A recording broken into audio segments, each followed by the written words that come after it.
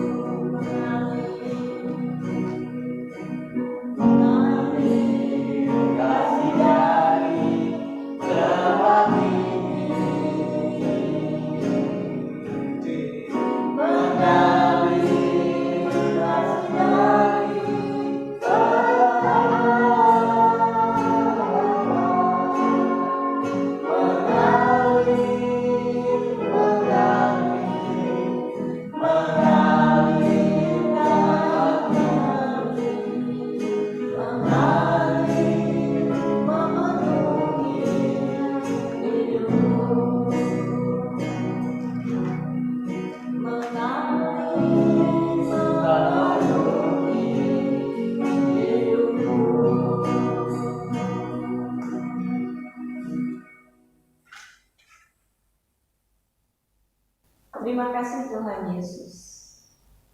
Kami bersyukur pada pagi ini kami boleh datang terus bersatu kembali dalam rumah ini, berkumpul sebagaimana yang Tuhan sudah sertai kami, hidup kami sampai saat ini. Tuhan, Engkau kasih kami, Engkau penuh kasih Tuhan. Kasih-Mu tidak ada batasnya ya Tuhan. Kuasa-Mu tetap selamanya, tidak pernah berubah. Dulu, sekarang, tetap selamanya. Tuhan, terima kasih buat hidup ini. Terima kasih buat penyertaan Tuhan. Tuhan, Kau melihat hati kami ya Tuhan. Meskipun dalam keterbatasan kami seperti ini ya Tuhan, tapi kami terus percaya Engkau senantiasa menuntun, memimpin hidup kami. Tuhan, kami mau berdoa juga buat anak-anak kami yang berada di rumah. Tuhan senantiasa menyertai mereka, berikan kesehatan, hikmat yang daripada Tuhan selalu menyertai dan mencukupkan segala apa yang diperlukan, yang dibutuhkan. Tuhan senantiasa mencukupi. Terpuji nama-Mu, berkati juga guru-guru sekolah minggu, baik yang ada di sini maupun yang tidak sempat datang. Tuhan, kami terus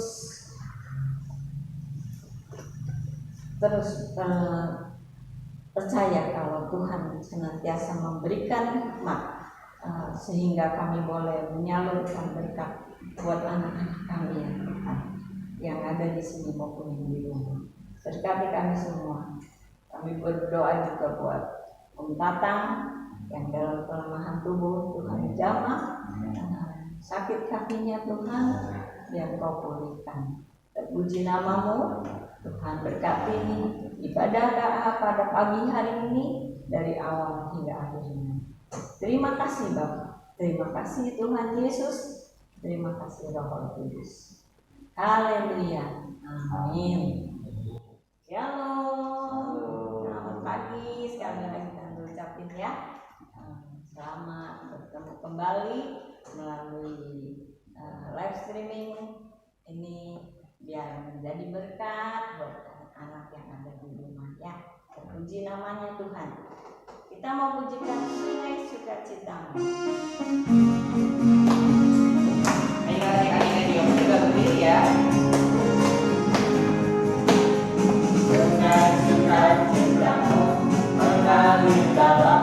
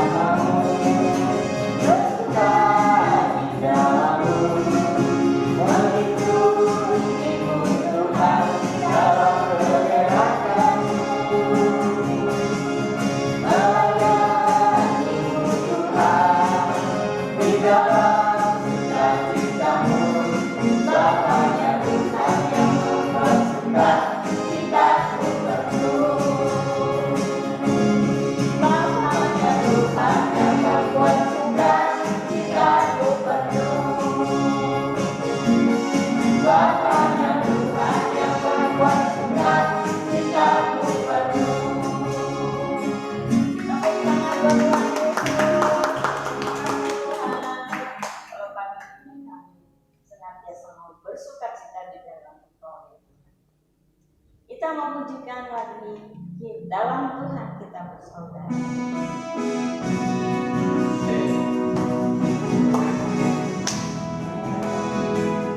Dalam Yesus kita bersaudara. Dalam Yesus kita bersaudara. Dalam Yesus kita bersaudara.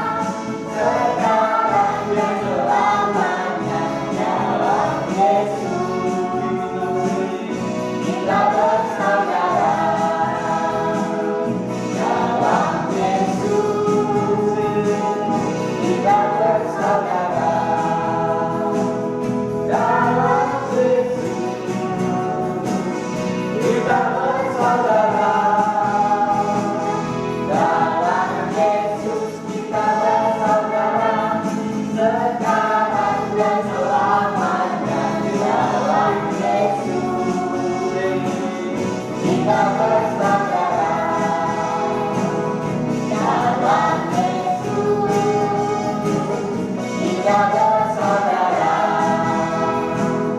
Dalam Yesus kita bersaudara. Dalam Yesus kita bersaudara. Sekarang dan selamanya.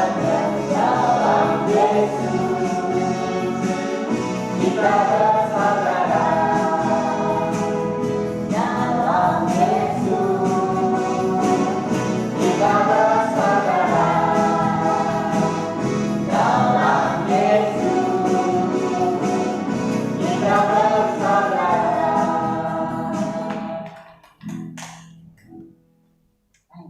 Ada sukacita enggak?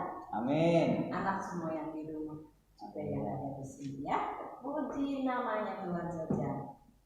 Kita mau dengar firman, kita mau pujikan firman Tuhan ku dengar ya.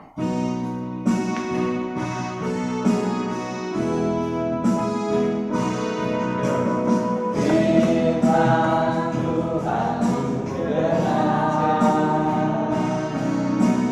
ku tanam di hatiku, ku ingin bertumbuh dan berbuah lebat. Yesus tolong padaku. Firman Tuhan benar, ku tanam di hatiku,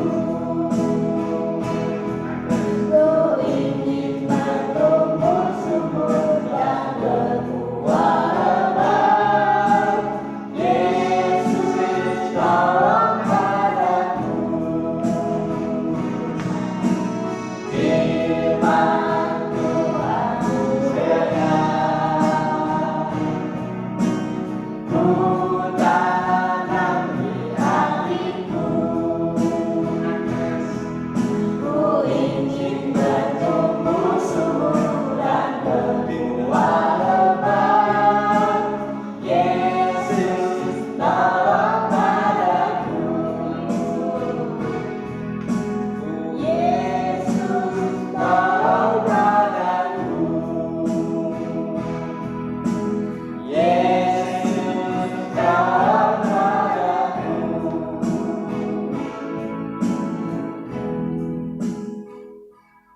Sebentar yang akan disampaikan oleh Om Yakub Sudarman. Waktu dan tempat saya serahkan.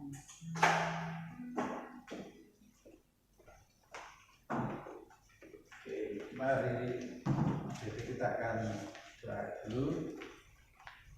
Terima kasih Tuhan, kami bersyukur Engkau telah memberkati kami sehingga pada saat ini kami dapat berkumpul untuk kami memuji nama Tuhan.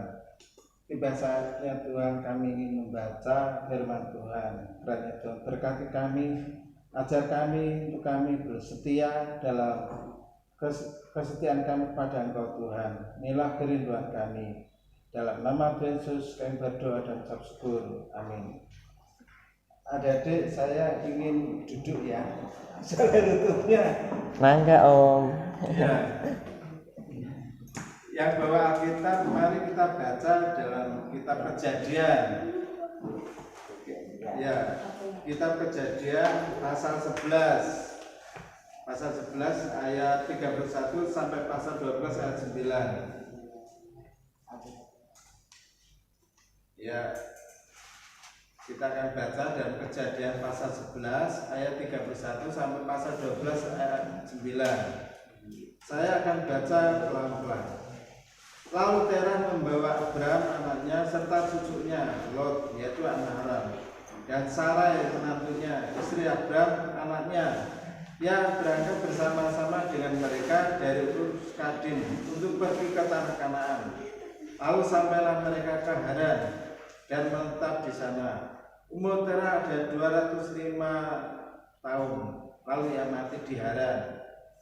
Berfirmanlah Tuhan kepada Abram, pergilah dari negerimu dan dari sanak saudaramu dan dari rumah bapakmu ini ke negeri yang akan kutunjukkan kepadamu. Aku akan membuat engkau menjadi bangsa yang besar dan memberkati engkau serta membuat namamu masyhur, dan kau akan menjadi berkat.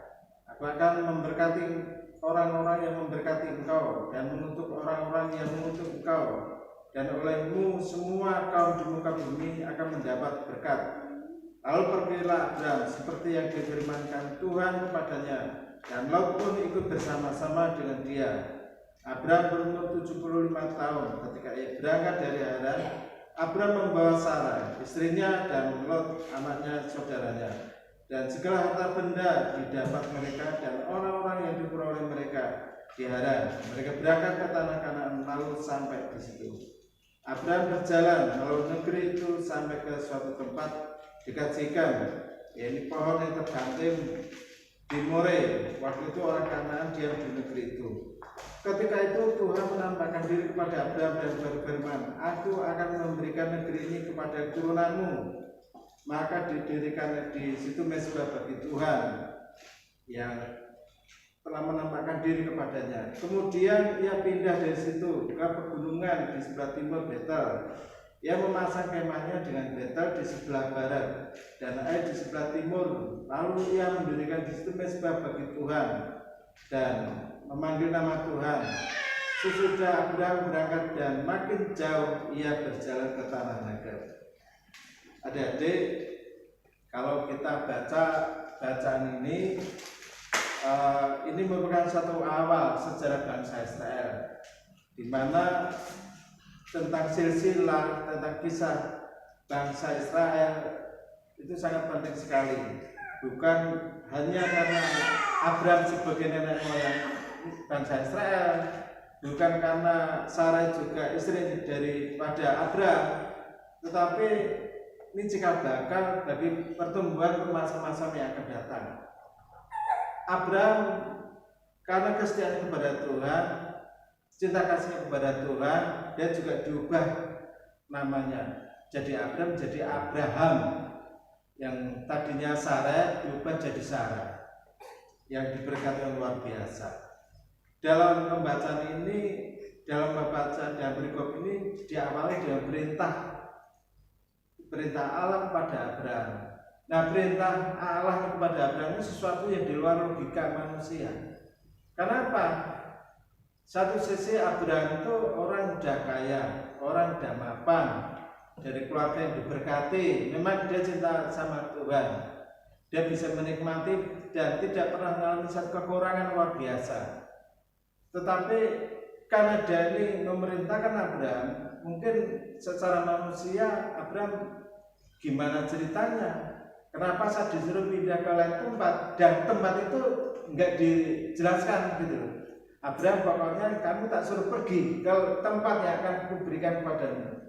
Di tempat mana? Mungkin sekarang kalau tak suruh misalnya, kalau kamu ke arah selatan sana, udara mana? Pokoknya kamu ikutin saya, ikuti perintah saya, kan bingung gitu. Tapi karena kedekatannya Abram dengan Tuhan, itu sesuatu yang luar biasa. Ketika Abram bersama Lot dan keluarganya, mereka melangkah terus selalu dituntun oleh Tuhan. Mungkin Abraham sudah nggak sabar. Tuhan, di mana tempatnya yang Tuhan akan tunjukkan ke saya sebagai tempat nanti buat saya berdiam? Belum waktunya. Nah, jadi mungkin kita kadang-kadang kita berpikir apa yang dia sampaikan kepada Abraham itu sesuatu yang sangat mustahil. Tetapi jangan lupa, Tuhan itu yang berkuasa, Tuhan yang sang pencipta di muka bumi ini. Tuhan juga punya tanggung jawab. Ketika dia nyuruh seorang hambanya, dia juga punya tujuan. Abraham disuruh oleh Tuhan, tujuannya untuk apa dan sebagainya. Ada dua hal yang penting dalam keputusan Abraham, yaitu yang pertama apa? Satu, karena Abraham tahu bahwa Allah itu adalah Allah yang Maha Penguasa. Kedua adalah janji Allah. Nah, janji Allah ini dapat dirasakan oleh si Abraham. Janji-janji pada itu belum ada di pegangan tangan, belum terwujud, itu baru janji, belum ada buktinya. Tetapi dia juga sudah merasakan akan bagaimana Tuhan nanti akan nyuruh sama saya, lalu nanti saya di sana bagaimana dan sebagainya. Pertama, kita lihat latar belakangnya Abraham. Abraham itu sudah tua. Dikatakan katanya si istrinya mandul. Tuhan janji sama Abraham, kamu akan mengalami menikmati keturunan itu. Sebagai manusia ditertawakan. Mungkin kalau jauh segitu udah anak-anak nggak mungkin. Tapi Tuhan nyatakan kuasa mujizat. Kedua, Abraham melindungi dari orang-orang yang berbuat jahat. Tapi Tuhan juga memberkati orang-orang yang memberkati Abraham. Nah, itu. Abraham, aku akan memberkati engkau. Abraham, aku akan memberkati orang-orang yang akan memberkati engkau. Abraham, istilahnya aku akan membalas segala kejahatannya yang bagi mereka yang menuntut engkau. Itu sesuatu yang luar biasa. Dan janji yang berikutnya adalah nama Abraham ini nanti akan menjadi nama yang terkenal, yang dikenal oleh banyak bangsa. Adik-adik, kita patut bersyukur karena kita tadi sudah membaca tentang Abraham. Dia punya tokoh yang luar biasa sebagai tokoh bangsa, sebagai tokoh bagi bangsa-bangsa yang lainnya yang percaya kepada Tuhan.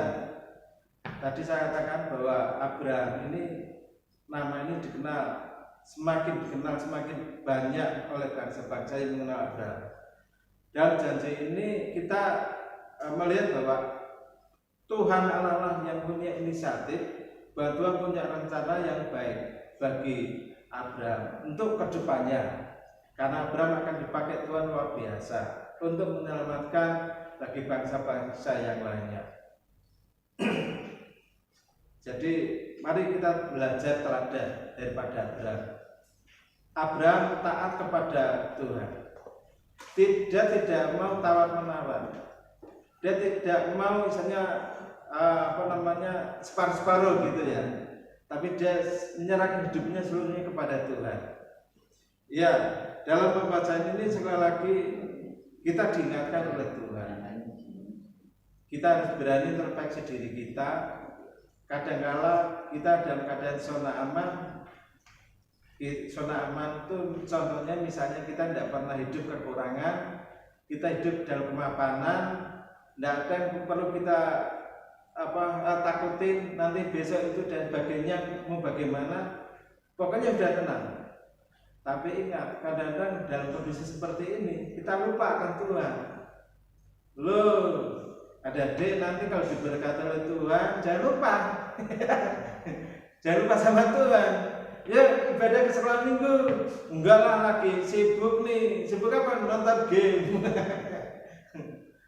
Ayo ke gereja ya, berbakti kepada Tuhan di gereja, nanti menyanyi apa? Enggak lah lagi bangunnya kesiangan, saya mau tidur lagi semalam saya lek-lekan atau gimana? Enggak, Abraham enggak seperti itu. Abraham percaya kepada Tuhan, diberkati Tuhan luar biasa.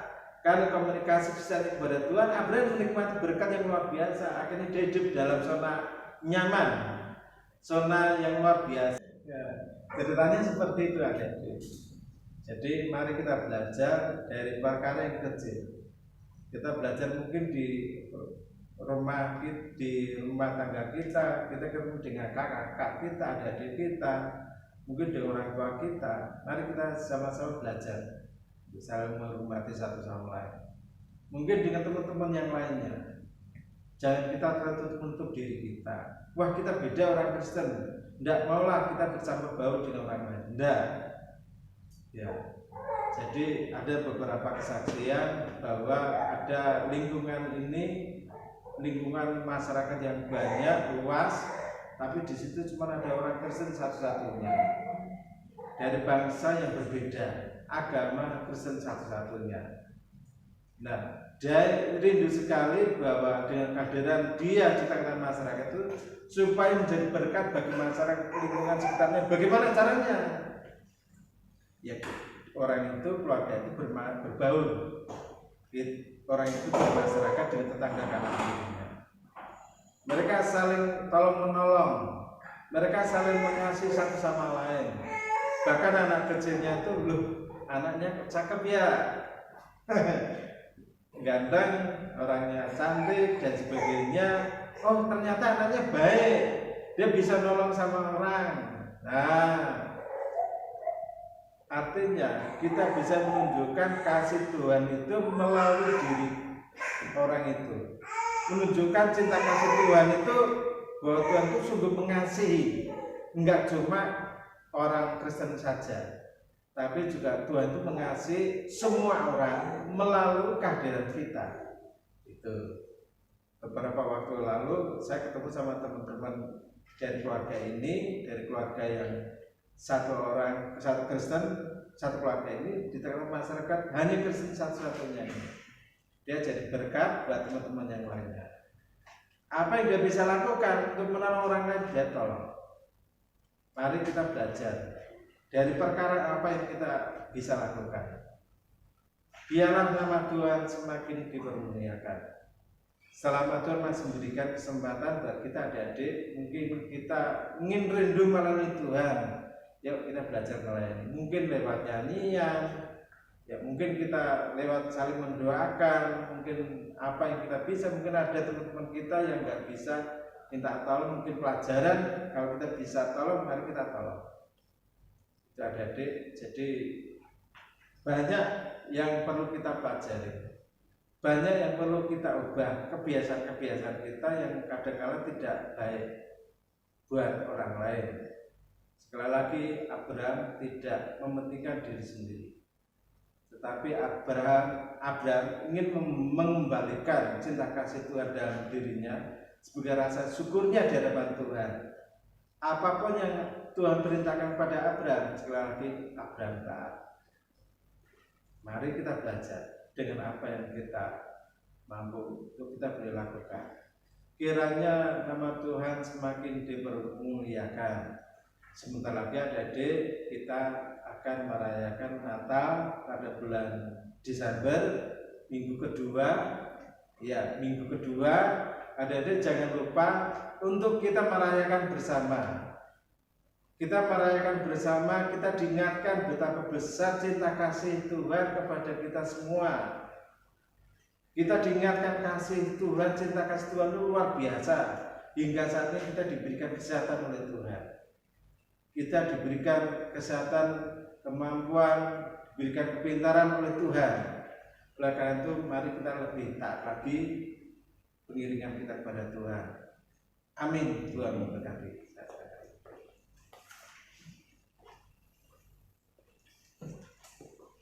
Ya, mari ya Dede kita semua berdoa buat firman Tuhan, biar firman Tuhan yang disampaikan itu menjadi kekuatan buat adik-adik yang di rumah maupun yang ada di sini, biar nama Tuhan dipermuliakan melalui kehidupan kita.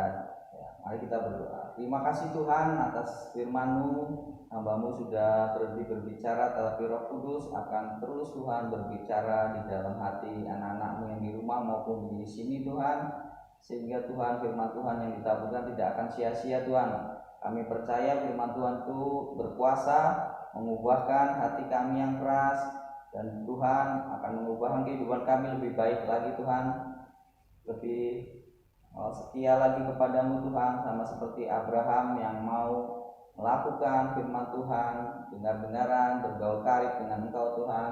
Kami mau juga yang ada di rumah untuk setia dan melakukan firman-Mu Tuhan. Terima kasih Tuhan buat berkat firman-Mu ini. Kami ucap syukur, kami berdoa di dalam nama Tuhan Yesus. Haleluya.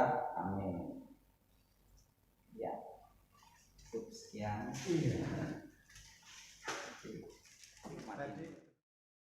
Abraham tinggal di Haran. Tuhan berfirman, "Abraham, Aku ingin kau meninggalkan Haran dan pergi ke negeri lain." Tuhan tidak memberitahu Abraham kemana ia harus pergi. "Percayalah kepadaku," kata Tuhan.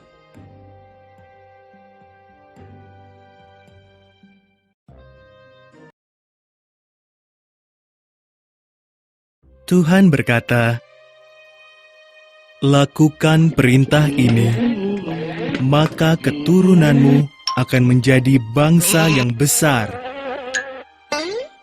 "Mana mungkin," pikir Abraham, sebab Sarah istrinya sudah terlalu tua untuk beranak. "Percayalah kepadaku," kata Tuhan.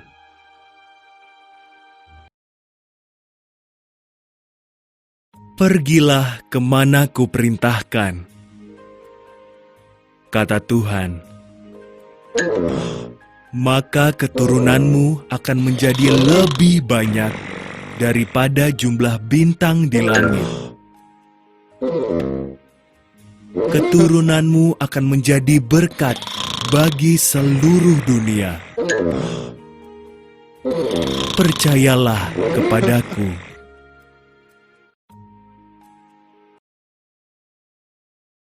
Abraham pun percaya kepada Tuhan. Dibawanya Sarah, keponakannya yang bernama Lot, dan semua harta benda milik mereka. Abraham pergi mengikuti perintah Tuhan ke sebuah negeri bernama Kanaan.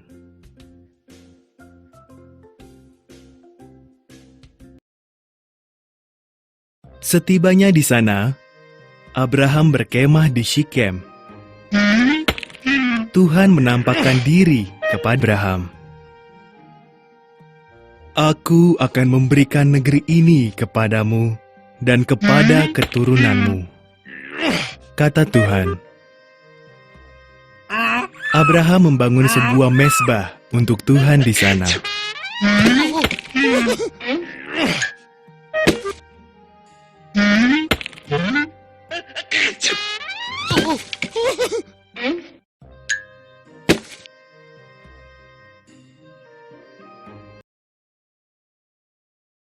Abraham mengelilingi negeri perjanjian Tuhan itu.